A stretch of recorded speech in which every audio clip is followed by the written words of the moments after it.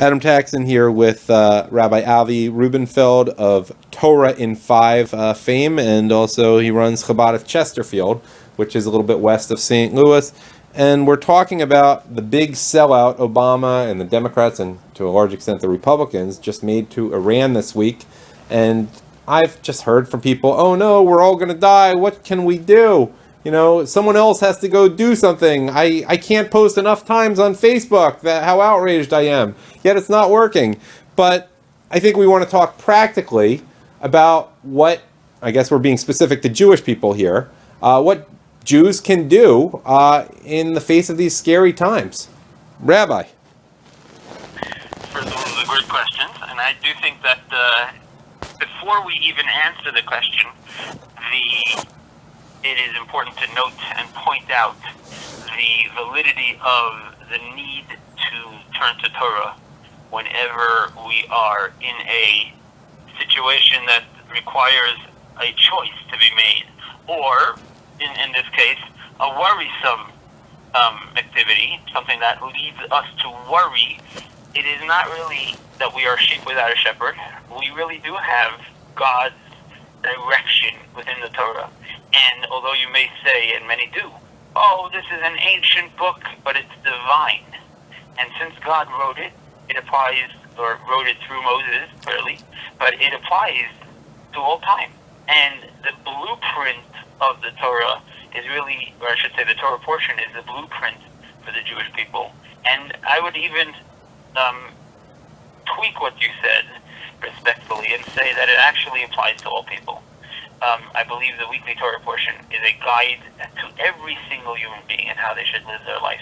The Torah is not exclusively, although it was commanded to the Jewish people, and it's the Jewish people's quote-unquote history, the Torah, the word Torah means lesson, it means a guide, and it's a guide to all people. It's God's instruction on how to live. So that's, first and foremost, you get kudos for bringing up that valid point that I think needs to be reiterated. I was lining up the putt for something else. I was going to say, basically, I don't want people asking me on Facebook to overthrow the government single-handedly when they can't even be bothered to light Shabbos candles, keep kosher, or keep Shabbos, or even daven, pray every now and then. That's really what I was setting up there. But go on. I mean, you're doing great here.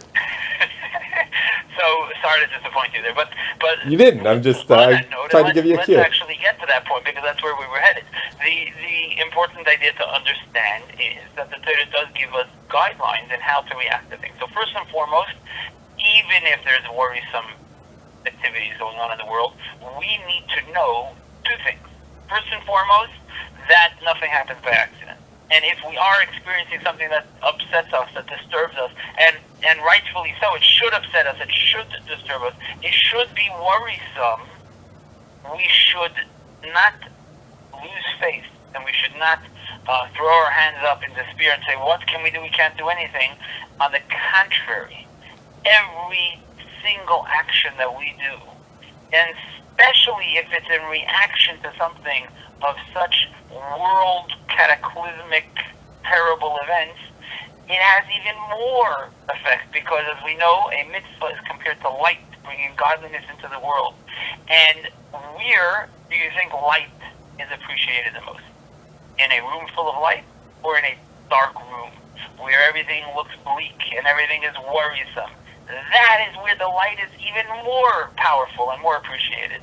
So when we see negative things happen, the response that we need to have, it always has been, and this is something that the Lubavitcher Rebbe pointed out numerous times, we need to increase in our acts of goodness and our acts of kindness, and fulfilling as many positive commandments as we can, and reaching out in love to others, repairing those relationships that we may be struggling with, because I have to tell you something, and this is not bigoted, this is not something which is, full of yourself type of talk. This is what the Torah tells us, that every single human being, it says, chayav adam, a person is obligated to say, B'shvili nevra ha'olam, the world was created for my sake.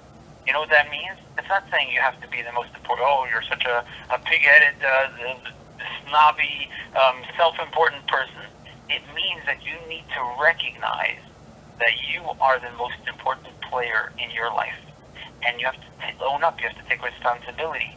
So if you are disturbed by something, if you see something, if you witness something, it's because you can do something about it. Because if you had nothing to do about it, then you wouldn't have known about it altogether. So the fact that you're aware and you're experiencing this it should serve as the impetus, the drive, the motivation for you to be an activist and to do something. An activist doesn't necessarily mean just to talk. An activist means to do. And if we can do concrete mitzvot. So, for example, before the 6-Day War, that's when the Rebbe came out with the mitzvah, the project of sharing tefillin with every Jewish man that we can. We can give them an opportunity to put on tefillin. And the Rebbe clearly quoted the prophets, and he said that when a Jewish man in America, far away from Israel, puts on tefillin, it instills fear into the enemies of the Jewish people. And as we know from the story of Abraham, God gave Abraham the blessings. It's right in the beginning of the book of Genesis, of Bereshit, in the Torah portion of Lech Lecha. And God said, I am giving you blessings. That means up until now, the blessings was in my hand, and I'm handing them over to you. And those who curse you will be cursed, and those who bless you will be blessed. So someone who is the enemy of the Jewish people, in reality, is the enemy of themselves and certainly the rest of the world. And it's important to know that. That's not snobbiness, that's not self-importance. That's what God told us. Well, Rabbi, not because we're so great. In a practical sense, it's Thursday afternoon right now. If, say, someone wanted to do something in, say, the next 30 hours, practically speaking, just a small thing, what would you suggest them to do, even if they're not that connected religiously? What's 30 in the next 30 hours? I don't know. Our metaphor that we gave was light and darkness, correct? So for the men, we spoke about tefillin, but for the women, that was the next project. The Rebbe said that Shabbat candles. If you look at the Hebrew words, they're called Neirot, Shabbat, Kodesh. And you take the first letter of those three words, Nun, Shin, Kuf, and you spell them out. An acronym of those three words are Neshek. Neshek means weapons. And the Rebbe said of Jewish women light Shabbat candles everywhere in the world. And even starting from as young as 3 years old, incidentally, which is an ancient Jewish custom, by the way, that Jewish girls, even as young as 3, would light their own Shabbat candle. Only one, whereas a married woman lights 2. That will not only usher in, as the Code of Jewish Law and the Talmud tells us, lighting Shabbat candles ushers peace into the home and peace into the world, but that will be our weapon. That's the way we fight darkness, by adding in light. And the more light you add, even if it's a little bit, dispels a tremendous amount of darkness. Incidentally, unrelated, almost, although most people might think it's unrelated, is now is the time of the 3 weeks. It's not just the Torah portion, it's not just the Shabbat that's approaching. The 3 weeks was always a time of severe judgment, of difficulties for the Jewish people. And let me just mention, the 9 days, which are even a bigger deal than the 3 weeks, start, technically, do they start with... tonight, tomorrow. They start with Shabbos. It's considered the 9 days if it's Shabbos? So Friday is Rosh Chodesh. The 9 days start from the first day of the month of Av. Oh, so it starts tonight. Okay, that's right. Tonight, it's a little weird with the calendar this year because we observe those extra mourning rituals, so to speak. We're experiencing a time of mourning for the destruction of the temple, and the destruction of the temple is essentially not destruction of just bricks and mortar, but a time when we realize that we lost that tremendously intimate connection, in a sense, with God in a revealed manner. We'll always have it. It'll never be gone. But in a revealed manner, that was something that was buried, the destruction of the temple. And our job is to mourn that so that we can rebuild it. Because if you don't feel that you're missing something, you don't know that you're losing something, that you need to rebuild it.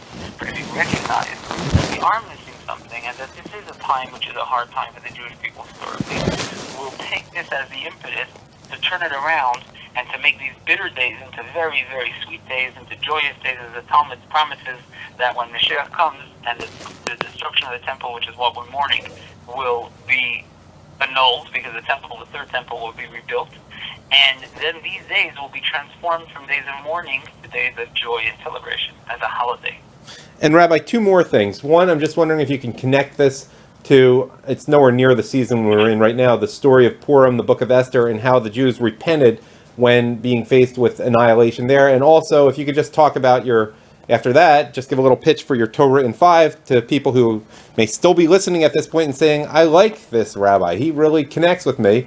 I'd like to hear from him more often. So, you can put in a pitch after you talk about the Purim story and how that connects, which, of course, was related to Iran. Silver platter. Okay, there you go. So the Purim story is the perfect example, in a sense, of the way the Jewish people react to calamity whenever the Jewish people are threatened. And make no mistake, this Iran deal puts the Jewish people directly in a tremendous threat, and nobody who is a legal expert I should say military expert, will tell you otherwise.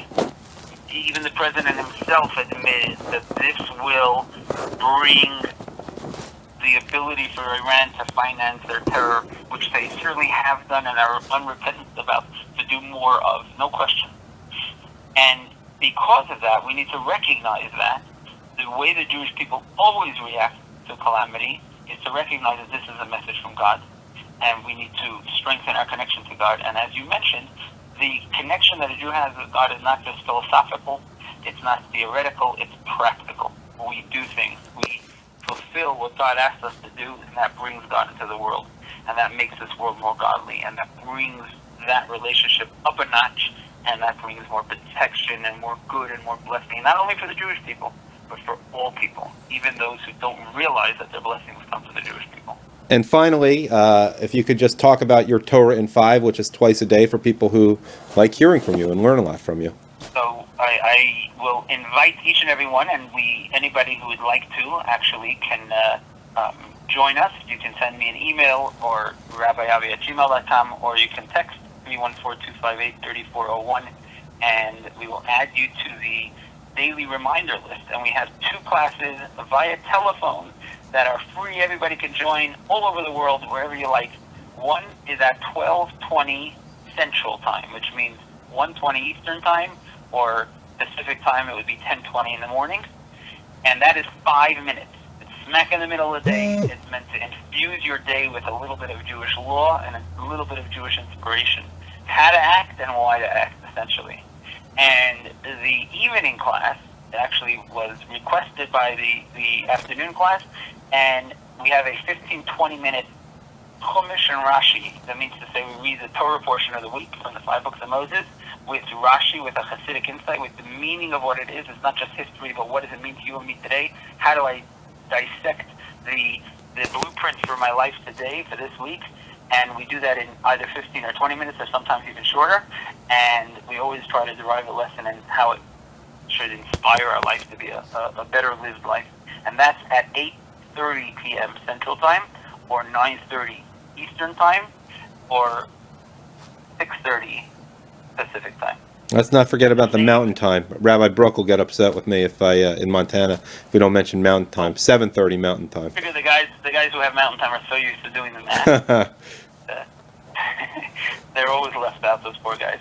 So I'll give you the number. If anybody wants the number to call in, this way they don't even have to rely on our reminder. It is 712-775-7031, and the code is 909-622-851. But obviously, if you join the reminder list, you'll get all of the messages that tell you when things have to shift or whatever it is. If not, you're dependent on that number remaining the same forever and ever. So, Adam, keep up the good work, and we should speak about positive, wonderful, joyous things instead of troublesome things.